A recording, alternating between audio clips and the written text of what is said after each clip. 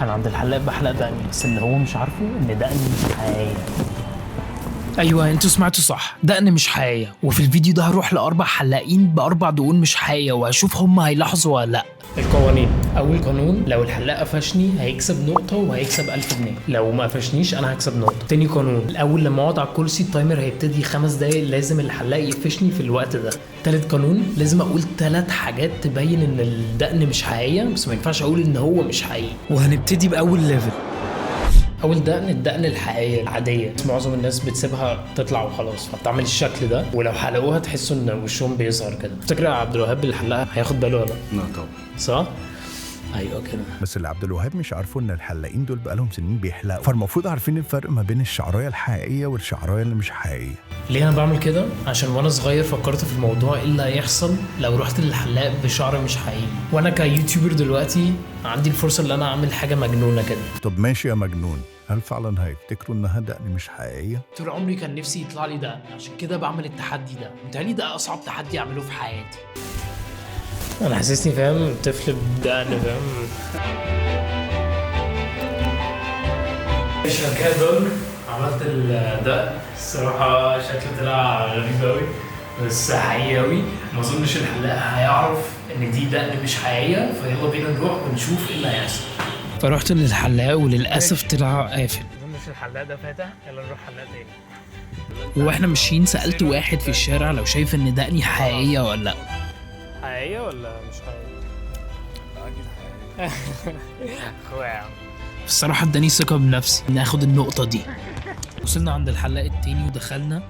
قلت للراجل اللي انا عايز احلق دقني، ما سالنيش عن اي حاجه، بس اظن دي علامه كويسه انه ما حسش ان في اي حاجه غلط في دقني. قال لي افتكر شعري هو اللي مش حقيقي.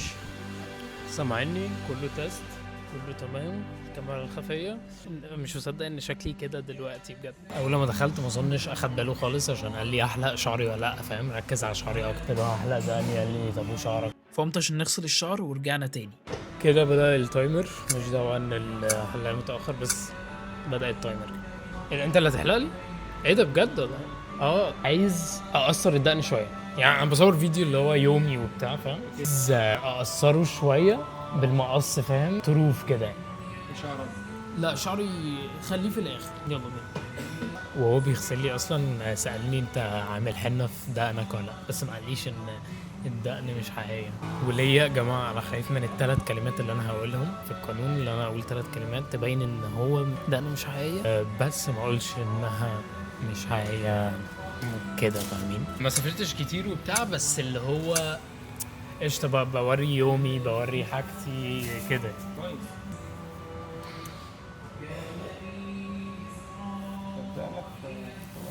هو هنا كان مكسوف يقول لي انها بتقع، عشان كده قالها بصوت واطي. يعني بس انا الصراحه مش عارف هو ليه كان معروف. ده انا بتوع ازاي؟ بص صغرنا. خلاص استعمل المقص. انا قعدت كتير قوي عشان اربيها دي.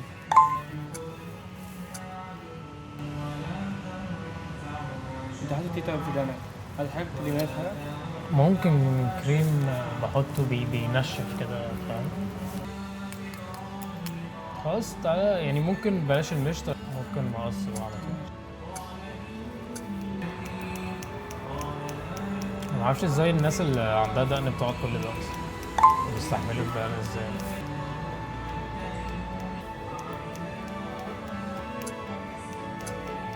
انا حاسس ان ده مش طبيعيه.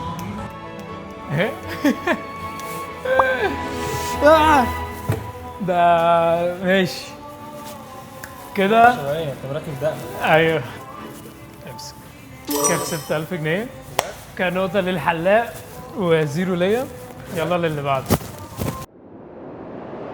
الحلاق قفشني المرة دي، بس في ليفل 2 انا وعبد الوهاب مجهزين حاجة الحلاق مش عارف انها فيك خالص وهيقتنع انها حقيقية. ماشي، هو ياسين شكله واثق من نفسه بزياده المره دي. ناس كتير قوي بتقول عليا كوري، فانا عشان كده اخترت حاجة تخليني اشبههم بجد ومحدش يعرف الفرق. انا حاسس ان انا مركب عصايه في ده، حاسس اني شبه توت عنخ امون. انا عندي امل المره دي ان الحلاق مش هياخد باله، وخلي بالكم ان الحلاق لو كسب بالنقط هعمل اكتر كومنت جايبه لايكس بتقولوا اي حاجه هتقولوا لي عليها هعملها. ليه كمان اخترنا الدقن دي؟ عشان طويله وستريت، فمش محتاج يستخدم مشط، فهيستخدم بس مقص، فالشعر مش هيقع، فهناخد البوينت. ماشي يا عبقري، هنشوف اللي هيحصل في الاخر. افكارك دي بتودينا في داهيه. المرة دي محدش هيفشل. شينغهاي مونغاي معناها سبسكرايب، فانزلوا دلوقتي اعملوا سبسكرايب واللايك للفيديو عشان انا هكسب النقطة دي. انا حاسس ان انا شبه السمكة اللي عندها شعرين طوال قبل كده. ماشي كده خلصت، ركبت الدقة شينشا كده جاهز. هنروح للحلاق دلوقتي، وما اظنش بجد يا جماعه عندي امل كبير ان هو مش هياخد باله ان دي فيك. يلا عشان نروح نجيب البوينت بتاعتنا ونرجع هنا تاني منتصرين. يلا بينا. انا حاسس ان انا شكلي صيني موت. بقول لك ايه، ما تيجي نروح مطعم صيني ونشوف هيعاملونا كويس ولا لا. مش يا جماعه وصلنا، يلا بينا نروح مطعم من اشقائي الصينيين نشوف هيعاملونا كويس ولا لا. شينغهاي مونغاي جابتيون مش شينغهاي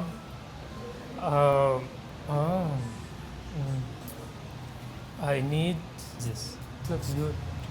Say. Visa card. Service here good. It is good here. يعني متهيألي ده أول يوم ليه في الشغلانة، ومن حظه الوحش إن أنا اللي دخلت له في أول يوم ليه. You speak good English? You Chinese restaurant or Japanese? Chinese? My country. How much time? I went there.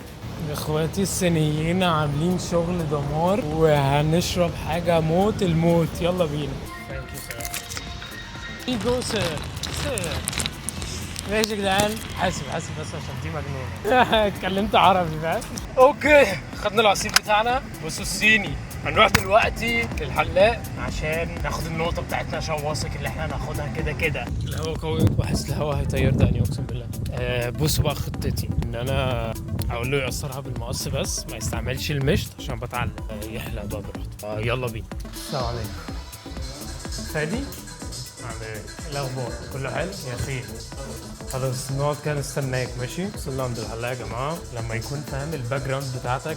انا دلوقتي بتكلم حاجات اللي هو صوت عالي عشان الحلاق ياخد باله ان انا حقيقي فاهمين اللي يعمل التسريحه دي وكده. لما يكون عيلتك من الصين بتضطر تعمل حاجات اللي هو في الكالتشر، فعشان كده انا الدقن بتاعتي اعملها كده. فمتحمس صراحه، اقصر شويه كده وممكن نص ده كده. شكلي ابو الهول قوي فاهم. بقالي 9 سنين ما حلقتش بس عادي. 9 سنين؟ لا هي كده وسعت منك بقى الصراحه. وهنا كنت مستني الحلاق يخلص مع الزبون اللي معايا. صراحة كنت متحمس قوي مش قادر استنى، فبدأت اتمرن حاجات من الثقافة عندنا الصينية. اكتشفت ان في شعيرات بتقع مني. بصور يومي وبتاع فلوج على اليوتيوب فاهم كده، بستعمل الكاميرا يعني. تمام لذيذ. بس عامة يعني عايز اقصر شوية لحد هنا مثلا، الشنب برضو لهنا مثلا، بس مقص كده خفيف. مش عايز مشط عامة. انا مش عارف هنا بدأ يشك فيا ولا ايه، بس حاسه عارف حاجة. ف بس دي فيك صح؟ ايه؟ فيك صح؟ احنا ما قعدناش ال5 دقايق. انا من اول ما شفتك لا انت مش عارف. كان عندي امل كبير ان احنا نكسب النقطه دي. الراجل حتى ما لمسش البتاع، قال لي فيك على طول. انت عارف دي اخدت قد ايه؟ خدت وقت كتير بقى. خدت ساعه ونص عشان اعملها. هو التايم بدا اول لما قعدت على الكرسي، فده يتحسب ان هو قال فيك هيكسب 1000 جنيه. خلاص يا جماعه، قعدت على الكرسي وهو قالها بعديها، واحنا دي القوانين. انا ما قلتش حتى ولا كلمه فاهم يا عم فادي. حد غير يخسر مرتين كان هيستسلم، بس انا مش بستسلم بسهوله. يوم جديد احنا خسرنا امبارح، بس النهارده هنعوض كل ده. فاضل لنا مرتين عشان نتعادل مع الحلاقين. الوهاب عايزين نركز المره دي. انا وعبد الوهاب مجهزين حاجات الحلاقين عمرهم ما هيفتكروا ان هو فيك خالص، يفتكروا ان هو حقيقي. اخدنا كل المعلومات وكل حاجه ممكن تفيدنا، الحاجات اللي احنا ممكن نظبطها للدهون بتاعت النهارده عشان نحسنها وما تخليش اي حلاق يعرف ان هو مش حقيقي. فيلا بينا هنبتدي دلوقتي ليفل 3. وهو دقن القرصان، بس هيكون خفيف، نفس شعري قصير، ومفيش حلاق هيعرف ان هو مش حقيقي. يلا بينا. امبارح ما كانش يومنا، عشان كده ده السبب، عشان كده خسرنا 2 بوينتس. املنا الوحيد دلوقتي ان احنا نتعادل مع الحلاقين. 10 رجاله هنعرف، بس مش عارف اتحرك. بس جاهز يا عبد الوهاب؟ ماشي. بنعمل الدقن دلوقتي، والخطه ان احنا نعمل حاجات قصيره محدش يعرف يشوف جذورها ولا يعرف يشوف ان الشعر من بعيد مش حقيقي. سبب اختياري لدقن القرصان ان من اكتر الافلام اللي انا بحبها اللي هو بايرتس اوف ذا كاريبيان. طول عمري نفسي اعمل دقن القرصان دي زي البطل. هنعملها بطريقه محدش يشك فيها. خيالك واسع قوي يا سيدي.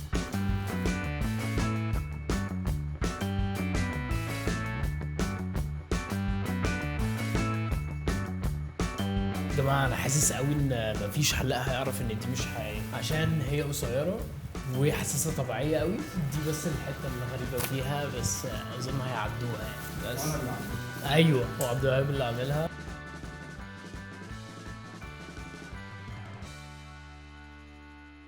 الخطه اللي انا هخليهم بس يقصوا دي، هيقصوا الحاجه الغريبه بس في الموضوع، فمش هيلاحظوا ان ده وده وده فيك، فاهمين؟ وما اظنش هيتكلموا يعني، حتى لو دي فيك ما اظنش هم هيقولوا حاجه. هي بتتحسبش غير لما هم يقولوا. عبد الوهاب يا جماعه المره دي جايب شعر طبيعي عشان الطبيعي مش بيكسب. بقى يشك وما يقول الشعر مش حقيقي وبتاع. هنروح وناخد نقطتنا ونرجع نعمل الدقن الرابعه. كده خلصنا. بصوا حاسس ان انا فاهم لابس انستجرام فلتر. المهم هنروح دلوقتي للحلاق، وبجد بجد بجد حاسس ان هو مش هياخد باله خالص ان دي فيك. يلا بينا. يلا بينا. رايحين دلوقتي للحلاق. هو متهيألي حلاق لسه صاحي، دي حاجة كويسة لينا، دي حاجة في مصلحتنا. هيكون مش مركز، يكون عايز يحلق وخلاص. ان شاء الله ان شاء الله. عندي امل كبير ان هو مش هياخد باله. يا جماعة بجد عندي امل يعني. الدقن اللي فاتت بتاعت الصيني انا كان عندي امل، بس كانت شكلها مش حقيقي وبتاع. بس المرة دي اخدنا كل حاجة غلطنا فيها امبارح صلحناها، والمرة دي محدش هياخد باله. هناخد النقطتين وهنتعادل. وصلنا اهو. يلا بينا ندخل ونشوف ردة فعل الحلاق ايه، وربنا يستر. وصلنا ودخلنا المحل وسلمنا على الحلاق. حاسه لسه نايم، تهيألي فاكر اللي هو لسه بيحلم.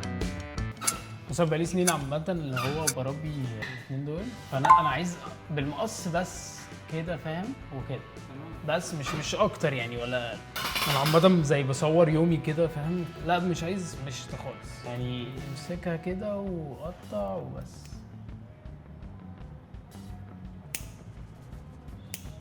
بس كده. الله ينور يعني. سهلة خالص. الموضوع سهل طبعا.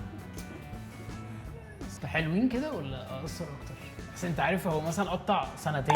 ناخد السنة الثالثة بقى.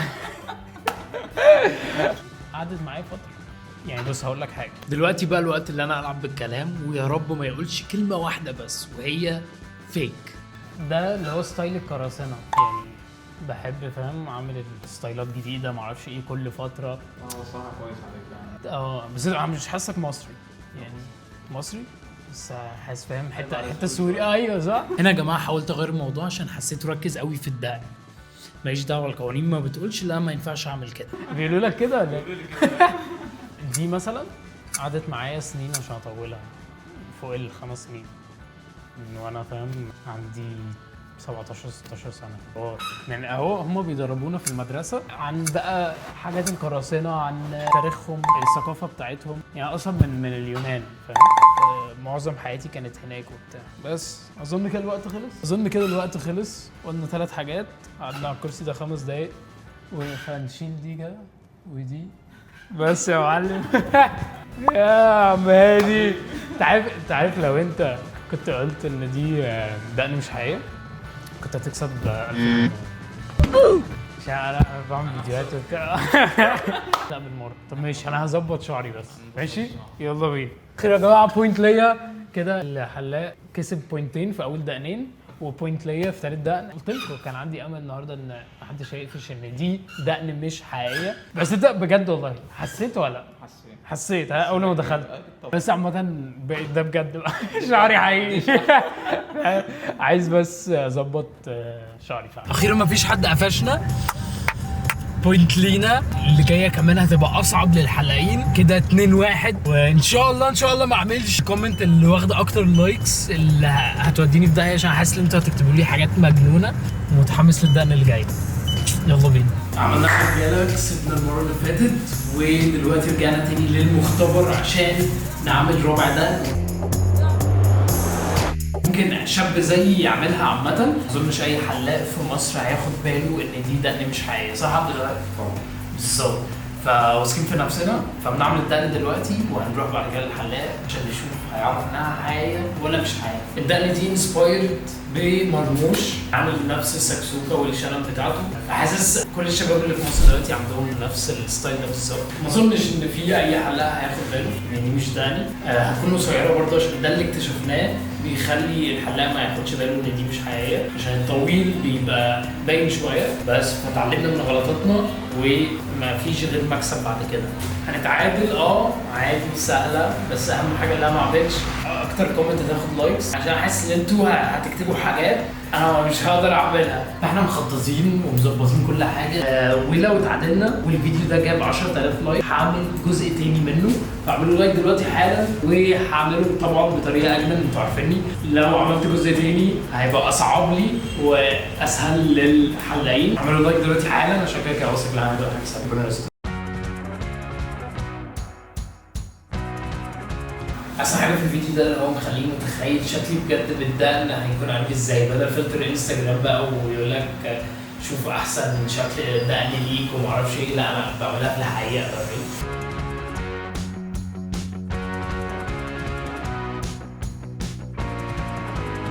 انا خدت بالي اللي انت اكبر عدو للحلاقين، تعمل عكسهم. بقول لك ايه، بص اللوك ده شبهك ولا ايه؟ انا عربي ده انت عايز اقول لك انت نص ما تهزرش. شبه مين؟ ايوه يا عم اهو فاهمها على طول. ماشي بس عشان بصور بس فاهم. يا معلم ماشي يلا هكلمك تاني بقى المرموش على طول. فخلاص كده احنا كده تمام. عالمي يا عبد الوهاب انت ماشيه صح، وان شاء الله تكمل على بوينت لينا. هنقول له قصر كده شويه عشان تبقى بالظبط زي مرموش. اللي عرف تسريحه تعريف مرموش؟ طلعت تعريف لما امك تعمل مرموش في البيت فباظت خالص. بس فعايز اقصرها كده شويه او ينفع يعني. اعمل ايه الاخبار؟ كله حلو. عايز بس اقصرها بالمقص كده فاهم، على طول من غير قشط ولا حاجه، وان شاء الله تظبط يعني. فتعرف ان انا الدقن دي بقالها مثلا ربع ساعه معايا فاهم كده. واحد مثلا بص بلاش المشط، خلينا فاهم على طول بالمقص كده. انا عامه زي بصور يومي كده فاهم، بعمل ايه الصبح، بفطر ايه، بعمل كده. انا اصلا بفكر اطولها اطول تطلع حاجه برضه صح. وبفكر بعد كده بعد حضرتك على طول اروح اصبغها ازرق. ازرق هنا وهنا عادي اسيبها اسود كده. خدت قد ايه؟ دقيقتين بس. كنت عامل اصلا زي بتاع كده بتاعت القراصنه قبل ما اجي. بجد والله نفس النهارده برضه حلو بجد. والله يعني مرموشه هيحبسوا مني. دقيقه علي.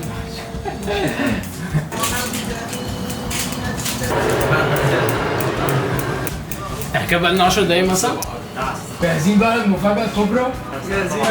بص يا جدعان انا عامة حسيت ان انت كنت حاسس بس ما قلناش يعني عشان حضرتك راجل محترم بجد والله. الدقن دي مش حقيقية. بس تعرف لو انت يعني انا كنت مدي 5 دقايق، لو الراجل ده عرف كان هيكسب 1000 جنيه. ماشي هي حلوه ولا عشان ممكن اشيل اللي فوق ده مثلا؟